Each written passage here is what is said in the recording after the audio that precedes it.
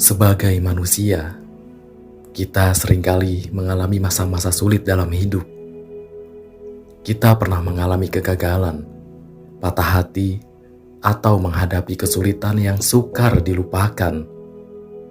Namun, ada saat-saat di mana kita perlu belajar melupakan hal-hal yang sebenarnya harus kita tinggalkan di masa lalu, agar kita bisa melanjutkan hidup dengan lebih baik. Jika kamu sedang merasa seperti itu, kuucapkan selamat datang di podcast Teman Curhat. Aku, Seno, tuan rumah teman curhat. Dan pada episode kali ini, aku akan mengajakmu membahas topik yang cukup mendalam dan mungkin relevan dengan kehidupan kita. Tema kita hari ini adalah melupakan yang mesti dilupakan. Mari kamu pahami, mengapa melupakan sesuatu yang mesti dilupakan itu penting. Kadang-kadang, kita terjebak dalam pola pikir yang terus mengingat dan mengulang kenangan-kenangan buruk atau pengalaman yang sangat menyakitkan. Hal ini dapat menghambat pertumbuhan dan kemajuan kamu secara emosional maupun psikologis. Melupakan adalah langkah penting dalam membebaskan diri kamu dari beban masa lalu. Namun, melupakan bukan berarti kamu harus mengabaikan atau menutup mata terhadap apa yang telah terjadi. Sebaliknya, melupakan adalah proses untuk kamu menerima, menghadapi, dan belajar dari pengalaman tersebut. Tentu dengan tidak membiarkan hal-hal tersebut terus menguasai pikiran dan emosimu. Di dalam labirin kenangan, ada saat-saat ketika jiwamu terjerat dalam kepungan masa lalu yang tak kunjung beranjak. Kegagalan, patah hati, atau beban-beban yang begitu berat merajut kisah hidupmu. Namun, ketahuilah, pada episode ini, aku akan mengajakmu untuk menjelajahi ruang-ruang gelap tersebut. Dan kita bersama-sama menemukan cahaya yang membimbing kita melupakan yang seharusnya dilupakan. Sejatinya, melupakan bukanlah melupakan begitu saja. Melupakan adalah menjemput kedamaian dalam temaram ingatan. Ia adalah pelangi setelah hujan badai yang hadir untuk menenangkan engkau yang lelah. Pertama-tama, izinkan aku menyuguhkanmu segenggam bintang bercahaya yang bisa membantu kita dalam perjalanan ini. Aku mohon dengan sangat, genggamlah bintang-bintang itu. Jaga ia, jangan sampai lepas. Bintang yang pertama adalah memahami jalinan kisah. Seperti sehelai sutra yang mengalir di atas angin. Setiap pengalaman membentuk jejak dalam kehidupan kita. Kau perlu mengerti bahwa takdir tak selalu mengukir cerita indah. Terkadang, ia menitipkan pahit yang tak terelakkan. Dalam memahami jalinan kisah, kau dapat melihat betapa takdir menempa keberanian dan ketabahan dalam dirimu. Bintang kedua adalah pelangi pengampunan. Seperti menulis puisi di langit setelah hujan, pengampunan adalah beban yang kau lepaskan dan membebaskan hati dari belenggu masa lalu. Ketika engkau memaafkan, engkau membebaskan dirimu untuk hidup dengan hati yang ringan, mengizinkan diri untuk mengembangkan sayap dan terbang menuju keabadian.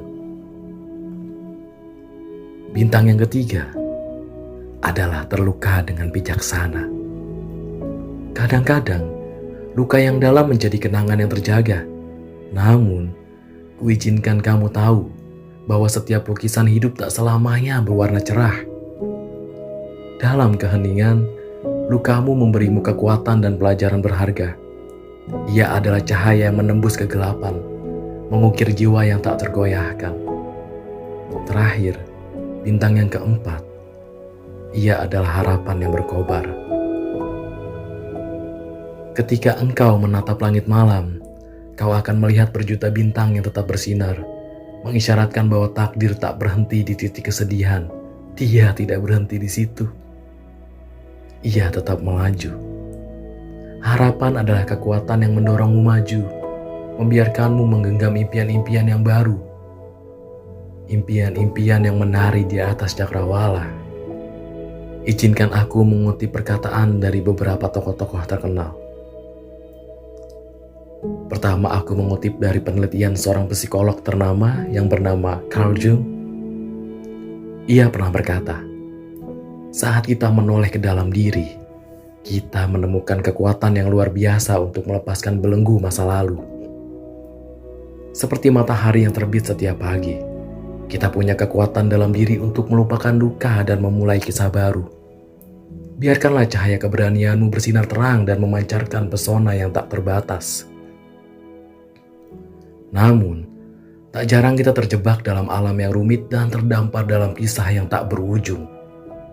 Seperti yang pernah diucapkan oleh tokoh legendaris, penulis terkenal, William Shakespeare. Lupa adalah penyembuh bagi hati yang terluka. Dalam kata-kata puitisnya, ia mengajak kita untuk melupakan yang mesti dilupakan. Untuk apa? Sebagai obat penyembuh rindu dan kesakitan. Melupakan adalah langkah pertama menuju kebebasan dan kebahagiaan sejati.